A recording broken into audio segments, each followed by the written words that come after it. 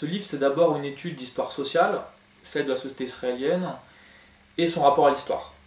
Pour être bref, la Nakba, qui veut dire catastrophe en arabe, caractérise pour les Palestiniens l'expulsion des 3/4 d'entre eux entre 1947 et 1949 lors de la création de l'État d'Israël. Une histoire complexe puisque en fait la version officielle de l'État d'Israël c'est que les Palestiniens sont partis d'eux-mêmes de leurs terres afin de rejoindre les armées arabes.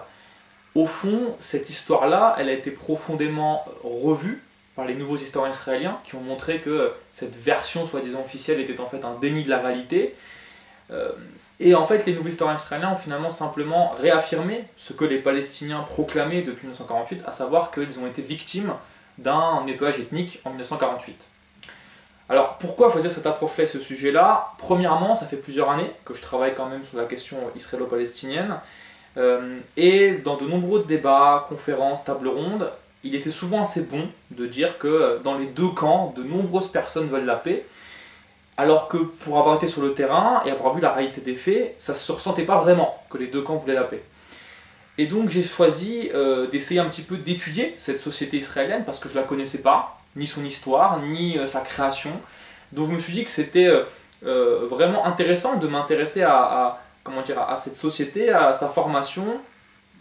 Et j'ai donc entrepris une étude en profondeur en essayant de comprendre les mécanismes de pensée de la société juive israélienne. Et pour ce faire, il me fallait forcément un objet d'étude. Et j'ai choisi 1948, qui est pour moi bien sûr le cœur du conflit, puisque pour les Palestiniens, c'est l'avènement de leur dépossession de leurs terres, et pour les Israéliens, c'est la création de l'utopie sioniste, qui est celle de la création d'un État à majorité juive. Ce livre en fait a plusieurs buts, plusieurs objectifs. D'abord, lorsqu'on comprend les tensions qui ont animé cette date de 1948, ce qui arrive en amont et en aval, on peut vraiment replacer le conflit au cœur d'un rapport social entre un colonisé et un colonisateur, entre un occupant et un occupé. Ça, c'est vraiment le premier objectif du livre. Deuxièmement, je tiens aussi à replacer l'histoire, avec un grand H, au centre de la pacification entre les deux peuples. À savoir que la paix entre Israéliens et Palestiniens ne peut être réalisée sans un accord préalable sur l'histoire. Les lecteurs en fait doivent comprendre l'enjeu qu'il y a dans le fait que les discours s'accordent et que les Israéliens admettent leur responsabilité à l'origine de la tragédie palestinienne. C'est la seule manière en fait pour qu'ils comprennent l'attachement des Palestiniens au droit au retour des réfugiés, les 800 000 expulsés en 1948, donc de revenir sur leur terre, un droit qui, je le rappelle, est inscrit dans la résolution 194 de l'ONU. Enfin, en mars 2011, l'État d'Israël a fait voter un amendement au budget qui interdit aux associations israéliennes de commémorer le jour de la fête nationale, la Nakba.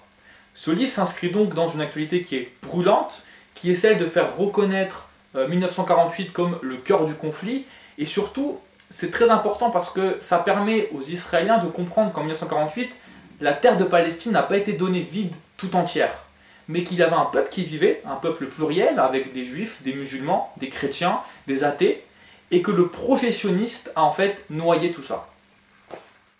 L'idée c'était quand même que le livre soit accessible à un public large, pas que ça reste dans quelque chose de très universitaire. Alors évidemment, ça reste une étude qui est détaillée, qui est approfondie de la société juive israélienne, mais j'ai essayé d'être pédagogue. En ce sens, il y a 3 parties dans le livre.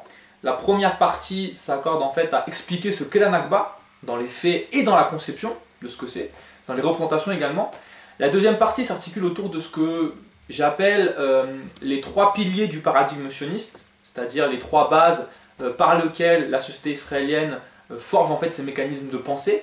Donc une vision coloniale du Palestinien et de la Palestine, une éducation aux soldats citoyens, et troisièmement, la manipulation par le politique de la mémoire de l'Holocauste.